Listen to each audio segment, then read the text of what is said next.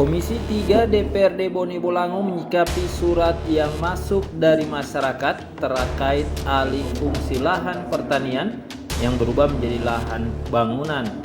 Menurut Ketua Komisi 3 Tahir Badu, pihaknya mengundang Dinas Pertanian, Dinas PU sebagai tim koordinasi penataan ruang daerah, dan Kepala Bagian Hukum Setda Bone Bolango untuk membahas aduan salah seorang pemilik lahan di Desa Iloheluma, Kecamatan Kabila.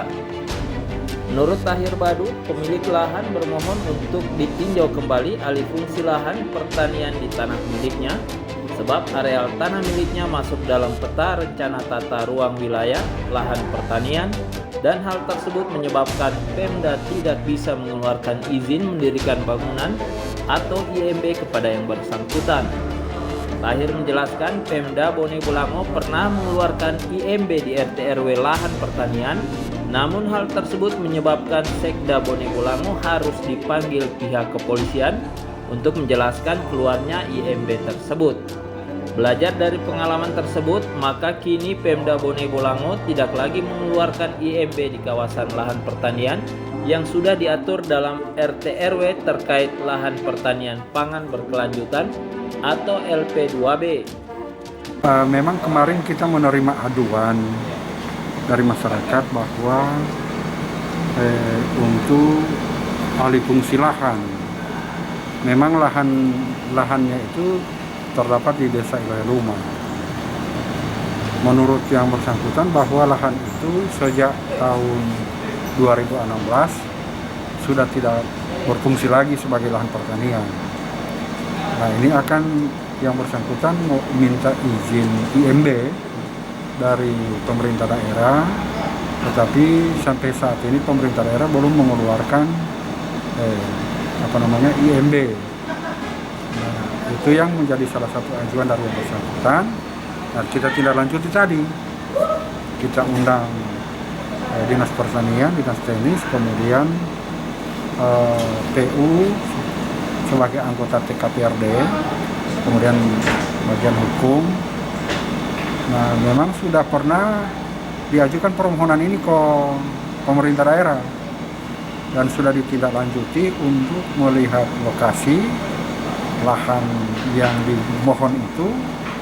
Kemudian memang dia masuk dalam kota lahan pertanian yang dilarang oleh undang-undang untuk dialihfungsikan. Tetapi oleh yang bersangkutan bahwa lahan ini sudah tidak difungsikan lagi sebagai lahan pertanian dan sudah ditimbun beberapa tahun yang lalu.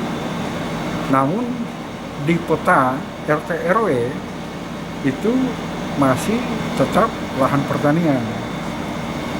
Nah, memang beberapa waktu yang lalu juga pernah pemerintah daerah mengeluarkan izin IMB untuk pengalihan fungsi itu, tetapi akhirnya bermasalah hukum. Nah, TKPRD Pak Sekda itu dipanggil oleh Kapolda menyangkut masalah izin yang dikeluarkan.